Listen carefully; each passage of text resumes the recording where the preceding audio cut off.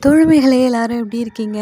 இந்த பூ பார்த்தீங்களா? எவ்வளோ அழகா இத்தனை பூ பூத்திருக்கு. இந்த பூவோட பேரு டர்னேரா. இந்த மாடியோட சைடில் வச்சுருக்கறனால என்னால் இந்த ஆங்கிள்லேருந்து இப்படி தான் தாவி என்னால் வீடியோ எடுக்க முடியுது. இந்த பூ வந்து இவ்வளோ பூத்திருக்கு. இதில் என்ன ஸ்பெஷல் அப்படின்னு கேட்டிங்கன்னா, இந்த செடி வாங்கி ஒரு 5 வருஷத்துக்கு மேலே ஆகுது. நம்ம சேனலில் ஸ்டார்டிங்கில் வந்து இந்த பூச்செடியை பூ பூத்திருக்கிறது வந்து வீடியோ போட்டிருப்போம். அப்போ நம்ம மாடி தோட்டம் நிறைய கிடையாது, கொஞ்சம் செடி தான். இந்த வீடியோ தான் வந்து நான் ஸ்டார்டிங்கில் நம்ம சேனலில் அப்லோட் பண்ணியிருப்பேன். அப்போது வந்து ஒரு 1000 வியூஸுங்கிறதே எனக்கு பெரிய விஷயமா இருந்தது.